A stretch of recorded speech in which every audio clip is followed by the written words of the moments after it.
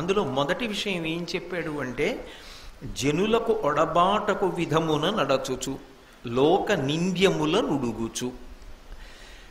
మనిషి బ్రతకడము అనేటటువంటి మాటకు అర్థం భగవంతుడు ఎన్ని ఊపిరిలిచ్చాడో ఆ ఊపిరులనన్నింటినీ కూడా వ్యయం చేసేయడము అని కాదు. ఎందుకని అంటే ఆయుర్దాయాన్ని భగవంతుడు ఇచ్చినప్పుడు ఇన్ని సంవత్సరములు అని ఇవ్వడు, ఇన్ని ఊపిరులు అని ఇస్తాడు. అవి ఎవరు లెక్క పెట్టుకుంటారు అంటే చిత్రంగా ఇక్కడ కూర్చుని గుప్తంగా ఆయనే లెక్క పెట్టుకుంటూ ఉంటాడు. అది అయిపోయిందనుకోండి, ఆయన ఉత్తరీయం దులుపుకుని లేచిపోతాడు. ఆయన లేచిపోయాడు అనుకోండి, భగవద్ దర్శనం ఆగిపోయింది అని గుర్తు ఏమిటంటే ఇంకా గంట మోగదు, అనాహతము, ఇక్కడ ఉన్నటువంటి శబ్దము ఆగిపోతుంది. ఆగిపోయింది అంటే శివము శవమైపోతుంది. కాబట్టి మనిషి బ్రతకడము అంటే కేవలముగా భగవంతుడిచ్చిన ఆయుర్దాయాన్ని పూర్తి చేసుకోవడము కాదు. మరి ఏమిటి చెయ్యాలి అంటే ఆయన అంటాడు, జనులకు ఒడబాటకు విధమున నడచుచు, అందరూ సంతోషించేలా తాను జీవనం చేస్తూ. అందరూ అంటే సమస్తమైనటువంటి మనుష్యులు.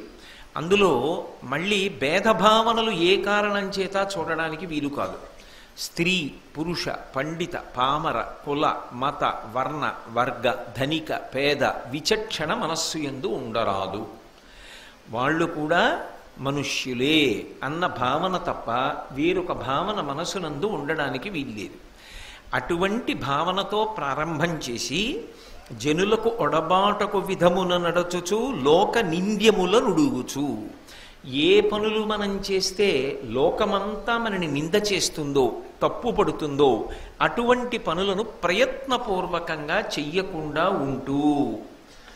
ఈ రెండు ముందు బాగా పట్టుకోవాలి. మనం చూడండి, ఒక మాట, తేలిక మాట ఒకటి వాడుతూ ఉంటాం. ఒకరి కొరకు 10 మంది, 10 మంది కొరకు ఒకరు బ్రతకాలి అంటూ ఉంటాం. ఇది ఎప్పుడో ఆర్షవాక్కుగా విదురుడు ప్రతిపాదన చేసినటువంటి మాట. ఒక మనిషి బ్రతకడం అంటే అందరి యొక్క సుఖాన్ని దృష్టిలో పెట్టుకుని బ్రతకాలి తప్ప కేవలము తన సుఖాన్ని ఒక్కదాన్ని ఆలోచించి బ్రతకకూడదు. అది మనుష్యుడు బ్రతకవలసిన బ్రతుకు కాదు. ఈ మాట ఎందుకు అంటున్నాడు విదురుడు అంటే మీరు ఒక్క విషయం బాగా గమనించవలసి ఉంటుంది. అసలు నిజానికి భగవంతుడు ఎక్కడుంటాడు అంటే నేను ఆ దేవాలయంలో ఉంటాడు అన్నాను అనుకోండి, అప్పుడు ఆయనకి నాకు తత్వత భేదం ఒకటి లేకుండా పోతుంది. నేను ఒక ఇంట్లో ఉంటాను, లేకపోతే ఓ కార్యాలయానికి వెడతాను, లేకపోతే ఇక్కడ ప్రవచనానికి వస్తాను. నేను ఇక్కడ ఉంటే ఇంట్లో ఉండను, ఇంట్లో ఉంటే కార్యాలయంలో ఉండలేను, కార్యాలయంలో ఉంటే ఇంట్లో ఉండలేను.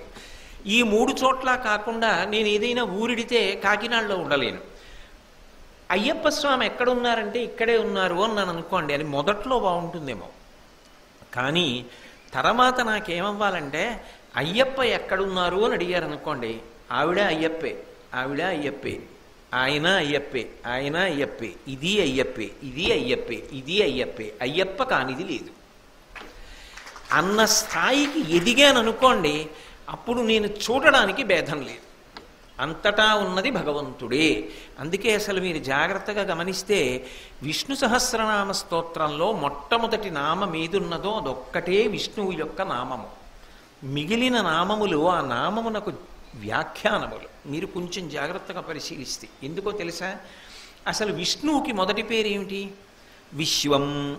అది కాదు, విశ్వం అన్న నామం స్త్రీనామం కాదు, పురుషనామం కాదు, అది నపుంసక నామం. అంటే అసలు నిజానికి భగవంతుడు స్త్రీ కాడు, భగవంతుడు పురుషుడు కాడు, భగవంతుడు నపుంసకుడు కాడు. అందుకే భాగవతంలో స్త్రీ పురుష నపుంసకమూర్తియును కాక కర్మ గుణ భేద సరసత్ప్రకాశికాక వెనుక నన్నుయుతానగు విభుతలంతు. ఆయన ఒక మగ శరీరాన్ని తొడుక్కున్నాడు అనుకోండి, అప్పుడు ఆయన మగ శరీరమునందున్నాడు. ఆయన ఒక ఆడ శరీరాన్ని తొడుక్కున్నాడు అనుకోండి, ఆడ శరీరమునందున్నాడు. కోటేశ్వరరావు అనబడేటటువంటి ఈ శరీరం లాల్చీ వేసుకుందనుకోండి, కోటేశ్వరరావు గారు లాల్చీ వేసుకున్నారు అంటారు.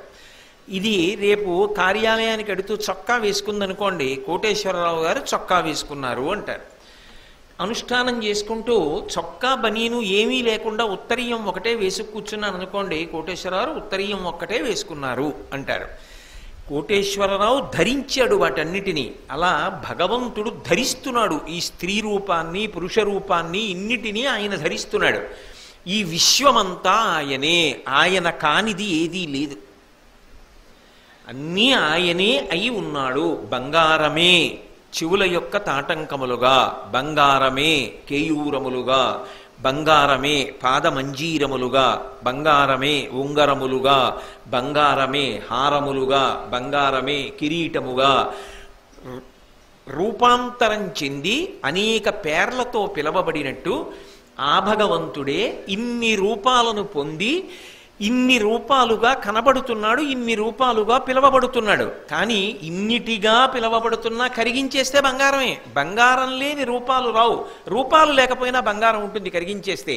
అలా ఇన్ని రూపాలుగా కనపడుతున్నవాడు ఆ విష్ణువు ఒక్కడే. విష్ణువు వ్యాపించి అంతటా ఉన్నాడు. విశ్వం విష్ణుర్వషట్కారో భూత భవ్య భవత్ ప్రభు అని కదా విష్ణు సహస్రం ప్రారంభం చేస్తున్నాం. అలాగే ఇందుగలడందులేడని సందేహము వలదు చక్రి సర్వోపగతుండెందెందు వెదకి చూచిన అందందే కలడు దానవగ్రని వింటే అంటాడు ప్రహ్లాదుడు. ఇక్కడున్నాడు అక్కడలేడు కాదు, అంతటా భగవంతుడున్నాడు.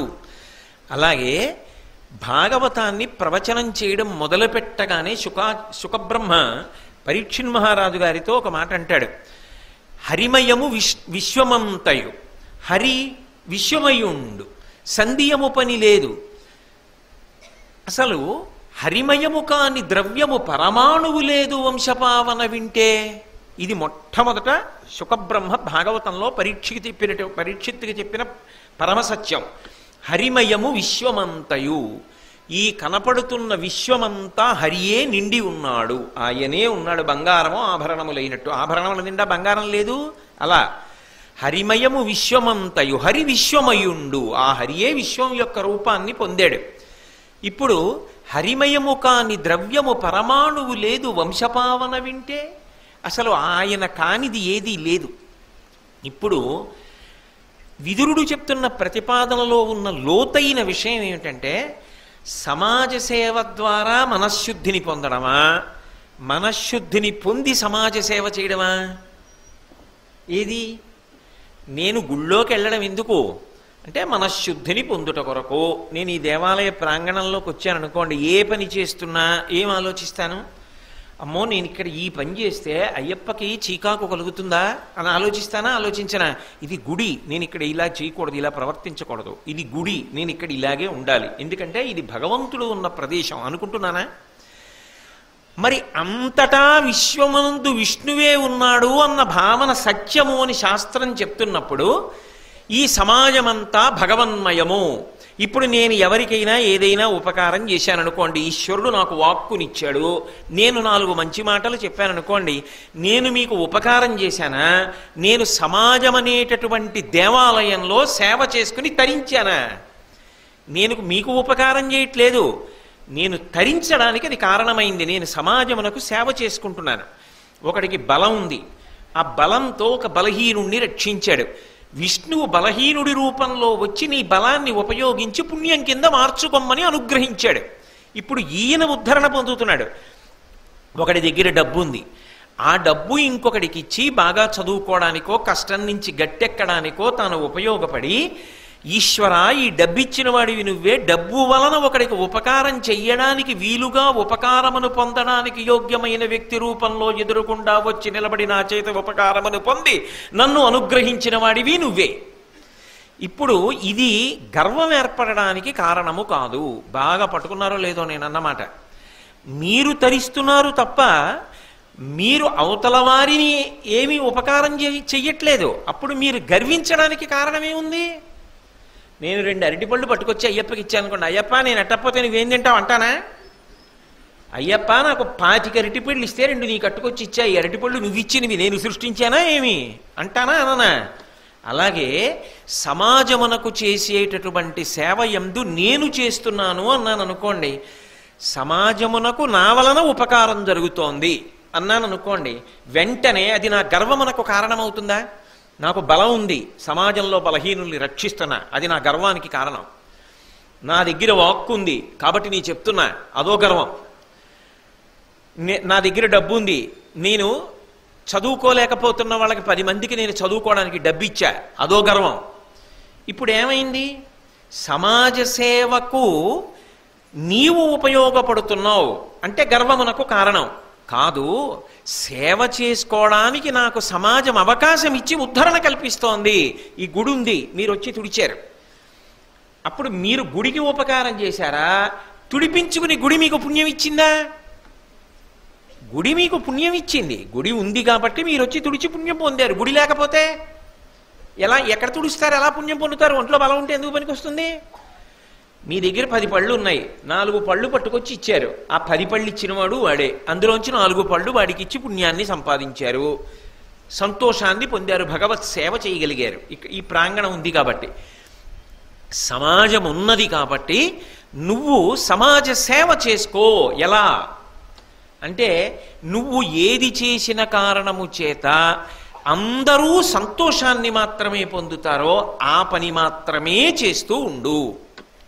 అయితే ఇక్కడ మీరు ఒక్క మాట బాగా పట్టుకోవాలి. ఇందులో సమాజము యొక్క నిందకు గురి కావద్దు అంటున్నాడు కదా విదురుడు. సమాజము యొక్క నిందకు ఎప్పుడు గురవుతాడు మనిషి అంటే, తన ఇంద్రియములు, తన మనస్సు, తన బుద్ధి సంతోషపడడానికి సమాజాన్ని తన కోసం వాడుకోవడం మొదలుపెట్టాడు అనుకోండి. నేను వ్యాపారం కింద మార్చాను అనుకోండి, దేన్నైనా కూడా నా ఇంద్రియములు సుఖం పొందడానికి నేను సమాజాన్ని వాడుకోవడం మొదలుపెట్టాను అనుకోండి. నేను వృద్ధిలోకి రావడానికి నీతి తప్పి సమాజాన్ని వాడుకోవడం మొదలెట్టాను అనుకోండి. సమాజం అంటే నేను చెప్తున్నది లోకమే. నాకు ఉద్యోగం ఇచ్చారండి, నేను ఆ ఉద్యోగం చేసి ధార్మికంగా సంపాదించడం మానేసి అధార్మికంగా సంపాదించాను అనుకోండి, లోకనిందకు గురవుతున్నట్టు లెక్కే. నా పదవిని దుర్వినియోగం చేశానా లేదా? కాబట్టి అది దోషం చేసినట్టు. అలాగే నాకు 4 వాక్కులు భగవంతుడు ఇచ్చాడు. ఇక్కడికి వచ్చి నన్ను చెప్పవయా, మేము వింటామని మీరు ఇన్ని వేల మంది వచ్చి కూర్చున్నారు. మీరు కూర్చుంటున్నారు కదా అని చెప్పి నేను భారతం చెప్పడం మానేసి అక్కర్లేని విషయాలన్నీ మాట్లాడడం మొదలుపెట్టాను అనుకోండి, అప్పుడు నేను లోకమును నా సంతృప్తి కొరకు వాడుకుంటున్నట్టే. అది దోషం. ఇతర విషయాలు చెప్పమని నిన్నెవడు చెప్పాడు? నువ్వు భారతం ఒక్కటే చెప్పంతే. నువ్వు భారతం చెప్తామని వాళ్ళు వస్తున్నారు, విదురుడు ఏం చెప్పాడో అది చెప్పంతే. అది అంతకు మించి దాటి మాట్లాడకు. నువ్వు మాట్లాడేది విదురుడు చెప్పిన దాన్ని సమర్థించాలంతే. అంతకు దాటి వెళ్ళడానికి నాకు అధికారం లేదు. అలా వాడుకున్నాను అనుకోండి, లోకమును నా సంతృప్తి కొరకు, నా ఇంద్రియముల తృప్తి కొరకు, బుద్ధి తృప్తి కొరకు నేను వాడుకుంటున్నాను. అప్పుడది ప్రమాదహేతు. అది రాక్షసత్వం వైపుకి వెళ్ళిపోయిందనుకోండి, సమాజము బాధపడి తాను సంతోషిస్తాడు. అది ఇంకా ప్రమాదం. అది ఎలా ఉంటుంది అంటే, ఒక భయం మీకు తేలికగా అర్థం అవడానికి నేను ఒక తేలిక ఉదాహరణ వాడుతున్నా. అంతకన్నా వ్యగ్రతతో కూడిన ఉదాహరణలు వాడడం నాకు ఇష్టం లేక. ఇప్పుడు ఏదో ఓ పందెరిచినట్టో, ఓ కుక్కరిచినట్టో, ఓ పిల్లి ఏడిచినట్టో, ఒక పిల్ల చటుక్కున ఏ మెట్ల మించో కింద పడిపోతే పెద్ద ఆర్తనాదం చేసినట్టో, నేను వెడుతున్నటువంటి నా ద్విచక్ర వాహనానికి నేను దాన్ని శబ్ద పరికరంగా అంటే హారన్గా పెట్టుకున్నాను. ఇప్పుడు నేను అలా వెళ్ళిపోతున్నాను, నా ముందు ఎవరో పాపం పెద్ద ఆయన వెళుతున్నాడు ద్విచక్ర వాహనం మీద. నేను వెనక నుంచి వచ్చి ఇప్పుడు నేను శబ్దాన్ని ప్రయోగిస్తాను. నేను ఇలా నొక్కితే అది పలుకుతుంది కదా, అది పసిపిల్ల క్యారమని ఏడిచినట్లు వస్తుంది. నాకు తెలుసు ఆయన ఉలిక్కి పడతాడు, నేను నవ్వుకుందామని. నేను నొక్కాను. ఆయన పెద్దవాడు కదా, తాత అయినవాడు కదా, అయ్యో పసిపిల్ల ఎక్కడో పడిపోయిందని చాలా కంగారు పడిపోయి అటు ఇటు చూడటంలో ఆయన కింద పడ్డాడు. నేను పరమానంద పడిపోయి వెళ్ళిపోయాను అనుకోండి. ఇప్పుడు ఆయన లేచి తిడతాడా తిట్టడా? నేను అక్కడ దొరకకపోయినా నన్ను అందరూ తిడతారా తిట్టరా? ఒకవేళ అది నేను చేశానని తెలియకపోయినా తిట్టుకుంటారా తిట్టుకోరా? దుర్మార్గుడు ఎవడరా వాడు అని అడుగుతారా అడగరా? ఆ బుద్ధి మొదట ఉండాలి వాడేటప్పుడు. లోకము బాధపడే పని నువ్వు చెయ్యవద్దు. అప్పుడు ద్విచక్రవాహనం మీద వెడుతూ సెల్ ఫోన్ మాట్లాడడం కూడా అంతే. సమాజము దేవాలయమైనప్పుడు చెలగాటం ఆడవద్దు. సమాజము దేవాలయమని ప్రయాణం చెయ్యి. సమాజము యొక్క హితము కొరకు పనికొస్తుందా? నేను ఇలా బ్రతకవచ్చా? నేను ఇలా బ్రతికితే రేపొద్దున్న నా బిడ్డలకి ఎలా నేను ఉదాహరణ అవుతాను? నాన్నగారు ఆదర్శవంతమైన జీవితం అని నా బిడ్డడే అనలేకపోతే, నేను నా కొడుక్కు నీతి చెప్పవలసి వచ్చిందనుకోండి, నాన్నగారు మీరు వయసులో ఉండగా ఏం చేశారో మాకు తెలీదా అన్నాడు అనుకోండి, నా బ్రతుకు ఏం బ్రతుకప్పుడు? అందుకే ఒకడు చూస్తున్నాడా అన్నది కాదు, అది నాకు శాస్త్రము ప్రమాణం అంతే. సమాజ హితము కొరకు నేను బ్రతుకుతున్నానా, సమాజమును నా ఇంద్రియముల యొక్క సుఖము కొరకు నేను వాడుకోవట్లేదు, నేను లోకము యొక్క నింద కలుగుతుందన్న పని నేను చెయ్యకూడదు అంతే. లోకము ఏ పనులు చేస్తే నింద చేస్తుందో ఆ పనులు చేసినప్పుడు వాడు ఎంత డాంబికంగా కనపడినా జీవితము నిరుపయోగమే. ఆయన ఎన్ని బొట్లెట్టుకున్నాడు, ఏ పంచ కట్టుకున్నాడుతో సంబంధం లేదు. ఆయన ఏ పని చేసినా ఈ పని వలన లోకమునకు హితమా అని ఆలోచన చేయగలిగితే అంతకన్నా గొప్ప విషయం ఇంకొకటి లేదయా. బ్రతుకన్న మాటకు అది అర్థం మనుష్య బ్రతుకికి. ఇది పశువులకు అన్వయం కాదు. ఓ కుక్క ఉందనుకోండి, అది ఓ పిల్ల అలా పెడుతుంటే కరుస్తుంది, ఓ పంది కనపడితే కలిగిపడుతుంది. ఎందుకు కలిగిపడుతుంది అంటే దానికేం కారణం అక్కర్లేదు, అది కుక్క బుద్ధి అంతే. ఒక సింహం ఉందనుకోండి, ఈనుతున్నటువంటి జింక అని కూడా చూడదు, దాన్ని కొడుతుంది. ఓ పిల్ల కింద పడింది అనుకోండి, దాన్ని కూడా తినేస్తుంది. అది దాని ధర్మం అంతే, దానికి ఏం తెలియదు. కానీ నేను మనుష్యుణ్ణి, నేను ఒక పని చేసేటప్పుడు సమాజము దేవాలయము, నా చుట్టూ ఉన్న సమాజమే దేవాలయం. ఎన్నాళ్ళు ఇది దేవాలయం, నా ఇంట్లో ఉన్న పూజ గది అని బతకను? వివేకానందుడు అంటే అదే అంటాడు, పూజ గదిలో పూజ మొదలుపెట్టి సమాజమునందు మరణించడం నువ్వు పూజ గదిలో మరణించడం కావాలి. నేను పూజ గదిలో పూజ చేయగలనేమో కానీ పూజ గదిలో మరణించగలనా? కానీ ఆఖరణ నా శరీరం ఎక్కడ పడిపోయినా నేను నా పూజా మందిరంలో పడిపోయిన వాడిని కావాలి. అంటే అది ఎప్పుడవుతుంది? నేను ఎదిగి అంతా నాకు పూజా మందిరం అయితే. అలా బ్రతుకు సుమా, నీ బ్రతుకు మెట్టు మెట్టు మెట్టు మెట్టు పైకెక్కు. ఇప్పుడు అలా ఎలా బ్రతుకుతాం? ఏది చేస్తున్నా ఇది లోకహితమునకు పనికొస్తుంది అని ఎలా నిర్ధారణ చేసుకోవాలి? ఒక్కటే, నేను చేస్తున్న పని ధర్మచట్రములోకి ఇముడుతోందా, అదొక్కటి చూడు చాలు. అది ఇముడుతోంది చేసేయి, ఏం పర్వాలేదు. అది ధర్మచట్రంలోకి ఇమిడింది చెయ్యి, అది ధర్మచట్రంలోకి ఇమడదు చేయవద్దు. నువ్వు సిద్ధాంతాలు చేయకు, దీనివల్ల లోకానికి హితం ఏం తప్పిందండి అని అనకు. అది తప్పి తీరుతుంది, నువ్వు బుకాయించవచ్చు ఇవాళ, కానీ రేపొద్దున్న నిజంగా అది ఎక్కడ హితం తప్పిపోయిందో తెలిసిన తర్వాత నువ్వు మాత్రం దాన్ని ఇంకా మార్చలేవు, అది దోషమైపోతుంది. ఈ రెండిటిని సమన్వయం చేసుకోవడం జీవితంలో రావాలి సుమా.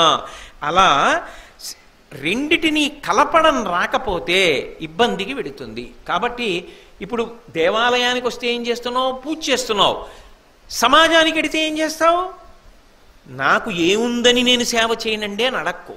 నీకు భగవంతుడు పెట్టుబడిగా రెండిటినిచ్చి పంపించాడు. ఏవి ఆ రెండు? 84 లక్షల జీవరాశులలో 83,99,999 ప్రాణులకు భగవంతుడు వాక్కు ఇవ్వలేదు. నాకొక్కడికే వాక్కు ఇచ్చాడు, నాకంటే మనుష్యులకు. నువ్వు ఏ మాట మాట్లాడినా అబద్ధాలు ఆడవద్దు. ఏ మాట మాట్లాడినా ఏదో ప్రాణం పోతోందంటే ఏమో అన్నింటికీ మీకు కుదురుతుందా ఇలాగే మాట్లాడతారు వేదికెక్కి అనద్దు. నేను భారతం చెప్పాలి, భారతం చెప్తున్నాను కాబట్టి సత్యమును పలుకు, పరులకు హితము కలిగేటటువంటి మాట మాట్లాడు. నువ్వు మాట మాట్లాడితే అవతల వాళ్ళ జీవితంలో ఒక చిన్న మార్పు అయినా రావాలి, ఒక మంచి మార్గంలో వాళ్ళు వెళ్ళాలి. అలా మాట్లాడు తప్ప నోట మాట తెల్లవారి లేచిన దగ్గర నుంచి రాత్రి వరకు కపటం కోసం వాడవద్దు. ఆయన ఎవ్వరికీ ఇవ్వనిది నీకు ఇచ్చాడు కాబట్టి తెలియట్లేదు, కానీ అది లేని వాళ్ళకి తెలుసు దాని విలువేమిటో. రామ అని రామనామం చెప్పాలని అనుకుందనుకోండి, ఒక జీవుడు కుక్కలో ఉండి అనగలడా? నేను అనగలను. ఒక హితవాక్కు చెప్పగలిగిన జీవుడు ఒక జంతువులో ఉన్నా చెప్పలేడు, నేను చెప్పగలను. కాబట్టి నువ్వు ఏ మాటలు మాట్లాడుతున్నావో అవి సారవంతములైన మాటలు మాట్లాడి ఆదర్శవంతమైన జీవితాన్ని గడుపు. దానికి పెద్ద చదువే చదువుకోవాలని లేదండోయ్. మీరు కొన్ని చోట్ల చూడండి, మా తాతగారండి మహానుభావుడు పల్లెటూరులో వ్యవసాయం చేసేవారు. ఆ ఊళ్ళో రామాలయం కట్టినప్పుడు మా తాతగారికి అప్పచెప్పారండి రామాలయం. మా తాతగారు రాత్రి అయ్యేటప్పటికీ రామాలయం డబ్బులు తీసుకొచ్చి రామాలయానికి చెందిన డబ్బు ఇంత ఖర్చు పెట్టారు, ఇంకా రామాలయానికి ఇంత ఉంది అని ఖాతా పూర్తి చేసి రామా రామా రామా రామా అని చెప్పి ఆ పుస్తకం ఇంట్లో పెట్టి పడుకునేవారండి.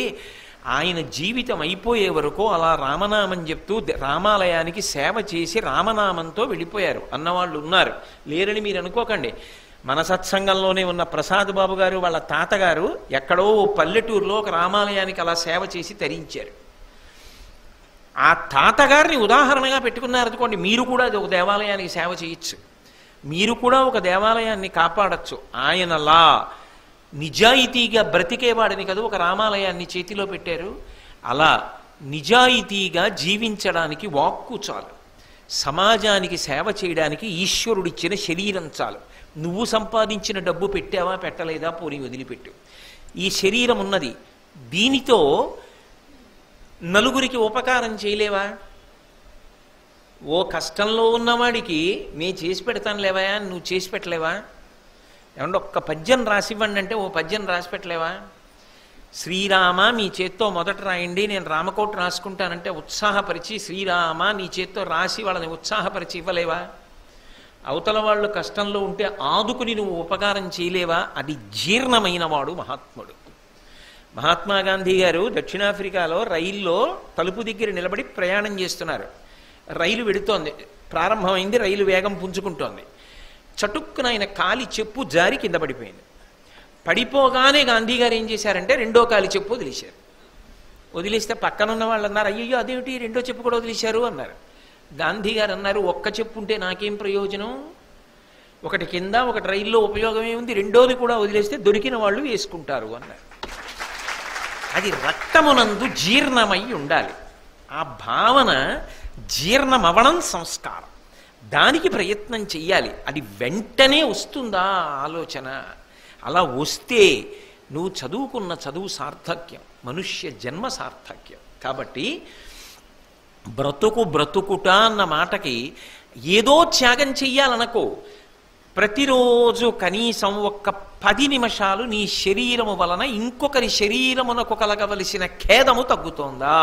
దీనికి ఎక్కడికో వచ్చి పెద్ద ఉపకారం చేసే ఇక్కర్లేదండి. నేను మీకు తేలిక మాట చెప్తా, మీరందరూ ప్రాజ్ఞులు, మీరు తెలియని వాళ్ళు కాదు, ఏదో ఆ తాపత్రయానికి అంటానంతే. మన బనీను మనం ఉతుక్కుని, మహాత్మా గాంధీ గారి స్వచ్ఛ భారత్ అదే, మన మరుగుదొడ్డి మనం కడుక్కుంటే చాలు. మహాత్మా గాంధీ గారు మరుగుదొడ్లోకి వెళ్ళారు. వెళ్ళేటప్పటికి అంతకు ముందు వెళ్ళిన వ్యక్తి దాన్ని అంతా శుభ్రంగా పాడు చేసేశాడు. ఆయనకి పాపం ఏదో అతిసారం ఉంది, చాలా పాడు చేసేసి వెళ్ళిపోయాడు. గాంధీ గారు వెళ్ళిన తర్వాత బయటికి రావడానికి చాలాసేపు పట్టింది. అక్కడ ఉన్న వాళ్ళకి అనుమానం వచ్చింది, ఇంతసేపు ఉన్నారేమి మరుగుదొడ్లో, మీకు ఏమైనా కొంచెం ఆరోగ్యం తేడా చేసిందా, కడుపు ఇబ్బందిగా ఉందా అని అడిగారు. ఆయన అన్నారు, కాదు, అదంతా ఎవరో పాడు చేశారు, దాన్నంతా శుభ్రంగా కడిగి బయటికి వచ్చానన్నారు. అంటే వాళ్ళందరూ గుండెలు బాధేసుకుని అన్నారు, అయ్యయ్యో అలా ఎందుకు చేశారు, బయట బోర్డు పెట్టేద్దాం అన్నారు. బయట బోర్డు పెట్టేయడం కాదు, ఒకడికి చెప్పే ముందు తాను ఆచరించాలి. మరుగుదొడ్డి ఎవరు కడగలేదని నేను పంచాయతీ పెట్టే కన్నా మరుగుదొడ్డి నేను కడిగొచ్చేస్తే అందరూ కడుగుతారు, మరుగుదొడ్డి శుభ్రంగా ఉంటుంది. నీ మరుగుదొడ్డి నువ్వు కడుక్కో, నీ బనీన్లు నువ్వు ఉతుక్కో, నీ సాక్స్ నువ్వు ఉతుక్కో, నీ బూట్లు నువ్వు పాలిష్ చేసుకో. వ్యాయామానికి ఏదో ఎంచుకొని పనులన్నీ ఇంకోటికి ఎందుకు అప్పచెప్పడం? నీ పనులు నువ్వు చేసుకోవడం వ్యాయామం కాదా? అప్పుడు అది పని పిల్లలే కావచ్చు, దానికి కొంచెం పని తగ్గితే తప్ప తగ్గకూడదా? చేసే తీరాలా? నా పని నేను చేసుకుని ఆమెకి తగ్గిపోతే జీతం ఎక్కువ ఇచ్చేస్తున్నానని ఆక్రోశమా? మీరు కాదు, నా బోటిగాడి గురించి చెప్తున్నా. ఏదో వ్యాయామం బదులు ఇది చేస్తే సరిపోలా? మహాత్మా గాంధీ గారు చేయలే? స్వచ్ఛ భారత్ అంటే బయట శుభ్రంగా, అది ఇక్కడ శుభ్రంగా ఉంటే అక్కడ శుభ్రంగా ఉంచాలన్న ఆలోచన వస్తుంది. అసలు ఇక్కడ లేని శుభ్రం బయట ఎక్కడి నుంచి వస్తుంది? అది ఆ కళ్ళజోడు మహానుభావుడిది. అది అందుకోవాలి జాతి ప్రజ. దానికి విదురుడు పునాది వేసి ఎప్పుడో మాట్లాడాడు మహానుభావుడు ద్వాపర యుగంలో. కాబట్టి జనులకు ఒడబాటకు విధమున నడచుచు లోక నింద్యముల నుడుగుచు, ఒక మనిషి శరీరం వదిలిపెట్టేశాడు అనుకోండి, కనీసం ఒక 100 మంది వచ్చి, బా ఏమి బ్రతికాడండి మహానుభావుడు, ఆయన వల్ల మేము ఇది నేర్చుకున్నామండి అన్నారనుకోండి, అది బ్రతుకు. ఆయన చనిపోయాక మేం పట్టుకుంటామంటే మేం పట్టుకుంటాం, అంతకన్నా మేము ఆయనకి చేయగలిగింది ఏమిటి అని ఆయన పాడే పట్టుకున్నారనుకోండి, అది ఆయన బ్రతుకు. ఆయన చనిపోయినప్పుడు ఒక్క ముగ్గురు అన్నం తినడం మానేశారనుకోండి, ఆయన వెళ్ళిపోయారని తెలిసి అన్నం ఎలా వండుకోం అని ముగ్గురు అన్నం వండుకోలేకపోయారనుకోండి, ఆయన బ్రతికినది బ్రతుకు. అమ్మయ్యా వెళ్ళాడా దుర్మార్గుడు అన్నారనుకోండి, ఏం బ్రతుకు ఆ బ్రతుకు? మనిషి ఎలా బ్రతికాడన్నది మరణమునందు మహాతీర్పు. అందుకు అబ్దుల్ కలాం గారు, అమ్మా I will come and salute to your lotus feet at the day of the last final judgement అని రాసుకున్నారు వింగ్స్ ఆఫ్ ఫైర్లో. అంతిమ తీర్పుని భగవంతుడు ఇచ్చేటటువంటి ఆఖరి శ్వాస నువ్వు సాధించిన దానికి ప్రమాణంగా నిలబడాలి. కామకోటి పీఠాధిపత్యం వహించిన చంద్రశేఖరేంద్ర సరస్వతి మహాస్వామి వారు బ్రహ్మీభూతులయ్యారు అన్న వార్త తెలియగానే దేశం నలుమూలల నుంచి, కులమతాలతో సంబంధం లేదు, ఎక్కడెక్కడి వాళ్ళు వచ్చి బారులు తీరారు. కాంచీపురంలో కన్నుల నీరు పెట్టుకున్నారు, 1000 మంది అన్నం మానేశారు. అది జీవితం. అలా బ్రతకగలగాలి. అలా బ్రతకగలగడానికి 2 మార్గములను విదురుడు ఉపదేశిస్తున్నాడు. సమాజమును దేవాలయం చేసి నువ్వు చేస్తున్న పని సమాజ హితమునకు పనికొచ్చేదేనా? కాదు, చెయ్యవద్దు. ఇప్పుడు నాకు చెప్పండి, విదుర నీతి ఎవరికి పనికొస్తుంది? కళాశాలలో చదువుకునే పిల్లల దగ్గర నుంచి అందరూ విదుర నీతి వినవలసిందే. సమాజ హితమునకు మీరు ఎన్ని పోలీస్ స్టేషన్లు పెట్టినా, ఎన్ని కోర్టులు పెట్టినా చెయ్యలేనిది విదుర నీతిని ప్రచారము చేయడము ద్వారా సాధించవచ్చు. కాబట్టి లోక నింద్యముల నుడుగుచు మీదని ఒకని కలిమి కులుకక, 3వ విషయం చెప్తున్నాడు, ఎలా బ్రతకాలి అన్నది చెప్తున్నాడు. చెప్తూ ఒకడు నీకన్నా అధికుడు ఉన్నాడు. ఉండరండి లోకంలో. ఇప్పుడు నేను ఇవాళ భారతం చెప్తున్నానండి, భారతం చెప్పినటువంటి వాళ్ళు ఇతపూర్వం లేరా? అసలు భారతం అనేటప్పటికీ తెలుగు నేల మీద గుర్తొచ్చే వాళ్ళు ఎవరు? మల్లాది చంద్రశేఖర శాస్త్రి గారు, మహానుభావుడు. ఇప్పటికీ వృద్ధాప్యంలో కూడా కంగున కంఠం మోగుతూ చాలా సందర్భాల్లో పుస్తకం పట్టుకోకుండా సంస్కృతాంధ్ర భారతములను అన్వయం చేస్తూ పద్యాలు చెప్తూ ఆయన మాట్లాడుతుంటే మళ్ళీ వచ్చి కూర్చుని భారతాన్ని సాక్షాత్తుగా ఏ వ్యాసుడో వైశంపాయనుడో చెప్తున్నాడా అనిపిస్తుంది. అలా చెప్పిన మహాపురుషులు ఉన్నారు. అటువంటి మహాపురుషులు జ్ఞాపకానికి వచ్చినప్పుడు, అయ్యా చంద్రశేఖర శాస్త్రి గారు, మీలా కాకపోయినా మీలో 1000వ వంతు చెప్పగలిగిన ప్రజ్ఞ నాకు కటాక్షించండి అని నమస్కారం చేశాను అనుకోండి, నా బ్రతుక్కు అర్థం. మల్లాది చంద్రశేఖర శాస్త్రి గారు నాకన్నా ఏం చెప్పారండి అన్నాను అనుకోండి, నాకు బాగుంటుందేమో, అందరూ ఛీ అనడానికి పనికి వస్తుంది. అసూయ వల్ల ఏం సాధిస్తావు? ఆయన ప్రజ్ఞాపాఠములు ఏమిటో తెలుసుకుని సాష్టాంగ నమస్కారం చెయ్యి, ఆయన కూడా ఆశీర్వదిస్తారు. ఇంకా ఇంకా వృద్ధిలోకి వచ్చినా ఒకనాడు నాలా చెప్తావురా, బెంగబెట్టుకోకు అంటారు. అంతేకాని అసూయ పెంపొందించుకుని ఏం చేస్తావు? భారతం గరికపాటి నరసింహారావు గారు చెప్తున్నారు. ఇప్పుడు ప్రతిరోజు భక్తి టీవీలో వస్తోంది. అనేక సందర్భాలలో పద్యం, వ్యాకరణం ఎన్నో చెప్తూ ఉంటారు మహానుభావుడు.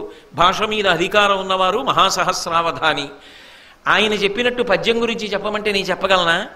అది ఆయనకి సరస్వతీ విభూతి, ఆయనకి సరస్వతీదేవి కటాక్షం, ఆయన పొందినటువంటి అదృష్టం. గరికపాటి నరసింహారావు గారికి భాష మీద, పద్యం మీద, వ్యాకరణం మీద ఎంత పట్టుందో అంత పట్టు ఎప్పటికైనా నాకు కూడా లభించుగాక అని నేను ఆయన పాదములకు నమస్కారం చేసి భారతం చెప్పాను అనుకోండి, ఆ బ్రతుకుకొక అర్థం. అంతేగాని గరికపాటి నరసింహారావు మీద నేను ఏడిచి మల్లాది చంద్రశేఖర శాస్త్రి గారి మీద నేను ఏడిస్తే అదేం బ్రతుకు? ఆ బ్రతుకు అది కాదు. అసూయ వలన నువ్వు పొందగలిగినది లేదు. ఏ రంగంలోనైనా సరే నీకన్నా ధనికుడు కనబడ్డాడు, మహానుభావుడు ఎంత కష్టపడి సంపాదించాడో, ఆ పూర్వీకులు ఎంత శ్రమ చేసి సంపాదించారో, ఔదార్యముతో ప్రవర్తించు. ఒక అధికారి కనబడ్డాడు, మహానుభావుడు ఎంత చదువుకున్నాడో, ఎంత కష్టపడుతున్నారో, నాదేముంది, ఓ గుమాస్తా ఉద్యోగంలోనో ఓ చిన్న అధికార పదవిలోనో ఉన్నాను కాబట్టి సాయంకాలం అయ్యేటప్పటికీ దులుపుకు పోతాను. కానీ ఆయన రాత్రింబవళ్ళు నిద్రపోతూ కూడా ఎంత కష్టపడుతున్నారో, ఎంత శ్రమ పడితే ఆ స్థానంలో కూర్చుని తట్టుకోగలుగుతున్నారో. ఒక జిల్లా కలెక్టర్ గారు పేరు వినడానికి బాగుంటుంది, కానీ కలెక్టర్ గారు నేను నిద్రపోయినట్లు నిద్రపోతారా? నేను హాయిగా కాకినాడలో కూర్చుంటున్నాను, ఆయన రోజుకి ఎన్ని వందల కిలోమీటర్లు ప్రయాణం చేస్తున్నారో. కలెక్టర్ అన్న పదవి పేరు బాగుందేమో, కానీ ఆయన పడుతున్న శ్రమ, ఆయన్ని చూడగానే ఇంత శ్రమపడి ఇంత కష్టపడుతున్నందుకు నిజంగా మీకు ఇస్తున్న జీతం ఎంత జీతం ఇవ్వాలి, కానీ మీరు జీతంతో సంబంధం లేకుండా అంత కష్టపడి చేస్తున్నారే ఐఏఎస్ చదువుకున్నందుకు అని నేను అనుకున్నాను అనుకోండి, దానికి అర్థం ఉంది. అవతల వారి మాట దేవుడెరుగు. ముందు నేను ఒక వ్యక్తిత్వాన్ని సముపార్జించుకుంటున్నాను. అసూయతో ఎన్నాళ్ళు బ్రతుకుతావు? నీకన్నా అధికులు కనపడకుండా సమాజం అన్న దాంట్లో ఎలా ఉంటుంది? ఉంటారు అధికులు. ఆ అధికుల యొక్క ప్రజ్ఞాపాఠవాలకి 2 చేతులు ఎత్తి నమస్కారం చేసి బ్రతకడం నేర్చుకో. అంతేకాని అసూయ చెంది నీకన్నా గొప్పవారైన వారందరి మీద అసూయ పెంచుకుంటే దాని వలన నీకొచ్చే ప్రయోజనం ఏమీ లేదు. ఎప్పుడూ మండిపోతూ ఉంటుందంతే గుండె. దాని వలన పొందే అది ఇంకొంచెం బాగా పెరిగి పరిణితి చెందిందనుకోండి, ఏదో బ్రహ్మరాక్షసైంది కురుపు అంటారే అలా అదొక క్రోధానికి వెళ్ళి క్రోధము ప్రతీకార ధోరణి పొంది అవతల వాళ్ళు బాధపడేటటువంటి అకృత్యములకు పాల్పడతావు. నిన్ను నువ్వు నిభాయించుకోలేకపోతే పరమ ప్రమాదకరమైన ధోరణికి వెళ్ళిపోయి నేను బాగున్నానని నువ్వు అనుకుంటే దాని వలన వచ్చే ప్రయోజనం ఏముంది? లోకంలో ముతక సామెత ఉంటుంది, కిందపడి కూడా భూమి మీద ఉన్నానన్నట్టు ఎవడం. పడిపోవడం నేల మీద పడిపోయాడు, అయ్యయ్యో పడిపోయారంటే నేను ఎక్కడ పడిపోయాను, భూమి మీద ఉన్నానన్నాడు. అంటే తప్పు చేసి కూడా అది తప్పు కాదని సమర్థించుకుంటే ఇహ జీవితంలో వృద్ధిలోకి రాడు. కనీసం చేసిన తప్పును ఒప్పుకోవాలి. అందుకే దీనికి మూలకందం మనిషిలో ఎక్కడుంది అంటే అసూయ. అసూయ అత్యంత ప్రమాదకరం. అయితే మీకు ఇక్కడ ఒక చిన్న విశేషం చెప్పాలి. అసూయ పొందినవాడు పాడవుతాడేమో, కానీ అసూయ మీరు ఎవరి మీద పెట్టుకున్నారో వాడి కీర్తి పెరుగుతుంది. అదో చమత్కారం శాస్త్రంలో. వాడు ధర్మం పట్టుకున్నంతకాలం వచ్చే విశేషం ఏమిటో తెలుసా? వాడి కీర్తి పెరిగిపోతూ ఉంటుంది. అసూయతో ఉన్నవాడు పతనమైపోతూ ఉంటాడు. అయితే ఎవరి పట్ల అసూయ పెట్టుకున్నాడో వాడు ధర్మాన్ని వదిలిపెట్టకూడదు సుమండి. నేను మీకు ఈ విషయం బాగా ఎప్పుడూ జ్ఞాపకం ఉండడానికి తేలిక మార్గం చెప్తున్నాను. మనం తెల్లవారితే తాగే నీళ్ళే నీళ్లు, గోదావరి నీళ్లు. గోదావరి దేంట్లోంచి వచ్చింది? అసూయలోంచి వచ్చింది. అదేమిటండి గోదావరికి అసూయకి సంబంధం ఏమిటంటారా? మహానుభావుడు దేశమంతా క్షామం వస్తే గౌతమ మహర్షి ఒకనాడు తన తపశ్శక్తితో ఆశ్రమవాటంలో ఎంతమందికో అన్నం పెట్టాడు. అంతా క్షామం వస్తే ఈయనొక్కడే తపశ్శక్తితో ఇంతమందికి అన్నం పెడుతున్నాడు, ఈయనకి ఇంత కీర్తి వచ్చేస్తోందని ఆయన దగ్గర అన్నం తిన్న వాళ్ళు ఆయన మీద కక్ష పెట్టుకున్నారు, అసూయ పెంచుకున్నారు. పెంచుకుని చచ్చిపోయే ఆవును తీసుకొచ్చి అక్కడ పెట్టి ఆయన గడ్డి పరకతో ఇలా అంటే నువ్వు ఆవును చంపేశావని ప్రచారం చేసి నీ దగ్గర మేమేం తినమని బయటికి పోయారు. పెద్ద అల్లరి చేశారు, రగడ చేశారు, అపకీర్తి తెచ్చామనుకున్నారు. ఆయన ఏం చేశాడు? ఓహో నిజంగా నేను కానీ గోవుని చంపానా ఏమి అనుకుని పరమశివుడి గురించి తపస్సు చేసి గోదావరి, ఆ గోవుని బ్రతికించడానికి నదిని తీసుకొచ్చాడు. గోదావరి నీళ్లు తాగిన మనం అసూయాగ్రస్తులైనటువంటి మునుల కథ ఇప్పటికీ అలాగే చెప్పుకుంటున్నాం. వాడు ఎన్ని విభూతి పుండ్రాలు పెట్టుకున్న వాళ్ళైనా ఎలా బ్రతికినా మునులని పేరున్నా ఏమయ్యారు అసూయతో అంటే గౌతముడి పట్ల అసూయ పెట్టుకున్నారు. గౌతముడు ఏం చేశాడు? ఏం బెంగ పెట్టుకోవాలి, అదే ధర్మాన్ని పట్టుకుని అదే తపస్సు చేసుకున్నాడు. గోదావరి నది వచ్చింది. వాళ్ళు అప్పుడు అసూయ చెందితే ఇప్పుడు మనం తాగడానికి పంటలు పండించుకోవడానికి గోదావరి గౌతముడి చేత తేబడింది. ధర్మం పట్టుకున్న గౌతముడు ఏమయ్యాడు? గోదావరి నది ఉన్నంత కాలము, దేశం ఉన్నంత కాలము, ఈ భూమి ఉన్నంత కాలము గోదావరి ఉంటుంది. గోదావరి ఉన్నంత కాలము గౌతముడు ఉంటాడు. గౌతముడి పేరు ఉన్నంత కాలము ఆయన ధర్మము, ఆయన కీర్తి ప్రకాశిస్తాయి. ఆయన పట్ల అసూయతో ఉన్న వాళ్ళ పేరు కూడా చెప్పి ఛీ అంటారు. గోదావరి నది నీళ్లు తెల్లవారితే తాగుతున్న మనం ఈ గోదావరి ఒకడు అసూయ పొందితే వచ్చిన నది, మనకు అసూయొద్దు అని అర్థం చేసుకోకుండా నీళ్లు తాగి బతికేస్తే ఇంకంతకన్నా అర్థం ఉందండి? ఏ నీళ్లు తాగి బతుకుతున్నామో ఆ నీళ్లు తాగుతున్నప్పుడైనా అసూయ ఉండకూడదన్నమాట జ్ఞాపకానికి రావద్దు. కాబట్టి ఈ 3 బాగా జ్ఞాపకం పెట్టుకుని సమాజమునందు కలిసి బ్రతుకు. కలిసి బ్రతకండి, కలిసి బ్రతకండి, కలిసి బ్రతకండి. ఏమిటి కలిసి బ్రతకండి? కలిసి బ్రతకండి అంటే కలిసి బ్రతుకుతారా? ఎలా కలిసి బ్రతకాలో నేర్పాడు విదురుడు. అది బోధ అంటే. కలిసి బ్రతకండి అని నోటితో మాట చెప్పడం కాదు. ఈ 3 అలవాటైతే కలిసి బ్రతుకుతావు. అందరితో నువ్వు కలవగలవు. అధికుడని అసూయ, తక్కువ వాడని వాడిని చిన్న చేయడం, ఏదో నాతో సమానుడని ఉదాసీన భావన, ఇవేం ఉండవు. ఈ 3 ఉన్ననాడు నువ్వు సమాజమునందు అంతర్భాగం అవడం కాదు, ఆస్తి అవుతావు. పాండవులకి గుణాలు లేవు, విదురుడికి గుణాలు లేవు, అందుకు కదా ఇప్పటికీ శాశ్వతమైనటువంటి కీర్తిని సముపార్జించారు. కాబట్టి జనులకు ఒడబాటకు విధమున నడచుచు, బాగా జ్ఞాపకం పెట్టుకుని విదుర నీతి వరకు మాత్రం తప్పకుండా, నేను మళ్ళీ మళ్ళీ చెప్తున్నా, భారతంలో విని తీరవలసిన అత్యద్భుతమైన విషయములలో ఒక మనిషి జీవితం మొత్తం మీద విదుర నీతి వినకపోతే ఏదో లోటే. అంత గొప్ప విదుర నీతి వింటున్నప్పుడు తప్పకుండా ఇంటికెళ్ళి ఒక్క పద్యమైనా మీ పిల్లలకి చెప్పే ప్రయత్నం చెయ్యండి. కాబట్టి ఈ 3 జ్ఞాపకం పెట్టుకోమని చెప్తున్నాడు విదురుడు ధృతరాష్ట్రుడికి. ఈ 3 ఉన్ననాడు, నువ్వు అలా బ్రతుకుతున్ననాడు, నువ్వు రాత్రి ఇంటికి వెళ్ళి తలగడాక్కర్లేదు, చెయ్యి తల కింద పెట్టుకు పడుకుంటే నీకు నిద్ర పట్టేస్తుంది. ఇలా రాకపోతే నిద్ర పట్టట్లేదు ధృతరాష్ట్ర మహారాజా నీకు. కాబట్టి జనులకు ఒడబాటకు విధమున నడచచ్చు, మళ్ళీ చెప్తున్నా, జనులందరూ సంతోషించేలా బ్రతుకుతూ లోకనింద్యముల నుడుగుచూ, లోకమంతా ఏ పనులు చేస్తే మనని నింద చేస్తుందో అటువంటి పనులు చేయడం మానుకుని, మీదని ఒకని కలిమి కులుకక, మనకన్నా ఒకడు ఒక విషయంలో గొప్పవాడు అన్న విషయంలో అసూయ పొందకుండా గౌరవ భావాన్ని పెంచుకుని బ్రతికితే మనుజులతో పొంది పసగి మనుటొప్పు నృపా. అలా మనుష్యులతో కలిసి బ్రతకడం అనేటటువంటిది చాలా చాలా ఆవశ్యకమైన విషయము. మనిషిగా పుట్టినవాడు ఈ 3టిని సాధన చేయకపోతే ఆ జన్మకు, ఆ జీవితానికి అర్థము లేదు అని విదురుడు అనడుగాని, ఆయన పట్ల గౌరవంతో ఆయన చెప్పిన ఉపదేశవాక్యమునందున్నటువంటి భక్తితో నేనన్నమాట. కాబట్టి అలా సాధన చెయ్యాలి సుమా.